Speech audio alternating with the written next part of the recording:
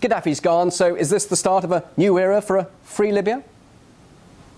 A new era? Well, if it's anything like what we've been seeing over the past few days, or like how Hillary Clinton put it in your headlines, what sort of era is it going to be? Not since the 1930s economic crisis have we seen world powers act like this. Killing a prisoner of war is an international crime. I presume the International Criminal Court will be hot on the heels of all those NATO leaders who've been responsible for this, because we've got to remember there were special forces, weren't there? There were special forces from Britain and so forth. Were they busy trying to protect prisoners of war? So how do you see the new era for Libya? What's going to happen now in the immediate future? Well, Libya, a very rich country, relatively small population. Under Gaddafi's rule, it had the highest life expectancy of any country on the continent, a free healthcare system, an educational system that meant free education right up to tertiary level. It had one of the lowest infant mortality rates and one of the highest GDP per capita on the continent. Now that presumably neoliberalism will be brought to Libya, or will be attempted to be brought, because we've got to remember that there are also Islamist factions there in Libya as well, we can assume that the Libyan population will learn what it is to live in a capitalist country. By all accounts, there are many who were saying they didn't benefit from the oil revenues. That's, after all, in those areas which weren't close to either Gaddafi's clan or indeed to Tripoli. And that was indeed the cause of this revolution. And those, of course, are now saying this is a new start for them. But are you seeing that there's going to be a lot more violence now, retribution between those who oppose Gaddafi and those who supported him? And if that's the case, shouldn't NATO carry on with its presence there? Well, NATO is there under UN Resolution 1973, and if there are going to be threats to civilian populations, surely they should still be there. I think, as the Russian foreign minister implied, Sergei Lavrov implied, that resolution was completely abused by the United States and its allies.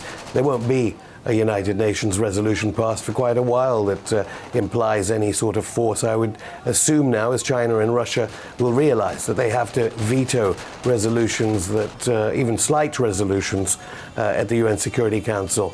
As for the future, obviously NATO won't be there, but a new arm of military force, that of the Bretton Woods institutions, that of Western oil companies seeking concessions we'll have to look at the terms of the deals, but I presume the terms of the deals for the oil companies will be rather better than they were under Gaddafi, and I also assume that lots of other contracts will have been done. Certainly the head of the National Transitional Council and his deputy said they intend to resign shortly, and presumably they'll take good jobs.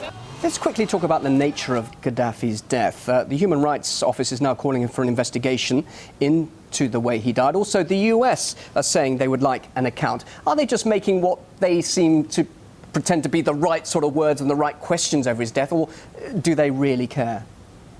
A bit late for the United Nations Human Rights Council. In the beginnings of this war, they relied on media reports, and I hope to get onto that, the media manipulation of the war, because they should have been relying on UN fact-finding missions. The UN Human Rights Council report will no doubt be delayed, and we'll see what happens. As to what the Americans think, well, we saw what the US Secretary of State thinks about the killing of prisoners of war, and as has been said many times, at least on some channels, I've got to tell you that on the mainstream media, no one is saying that NATO and its allies wanted Gaddafi dead, want Mutassim dead, and want Saif al-Gaddafi, who we don't know where he is at the moment. They want him dead too. They don't want him talking about his deals and how he tried to turn his father's legacy. What message, though, does this send to other leaders under pressure? I'm thinking, of course, of Assad in Syria. I think the message is clear around the world to any dictator. Get lots of WMD. And when Gaddafi hugged Tony Blair and gave up his weapons of mass destruction, the moral is the international forces, I shouldn't say international forces because all around the world this is being viewed very differently. NATO and our allies and those under US hegemony will be saying, look, if you don't have WMD, we will contravene any international law. We will use whatever means necessary for our economic interests. Just finally, the NTC, it's a transitional government, interim government. When do you expect to see elections conducted there in Libya under the banner of democracy? They said 2 years.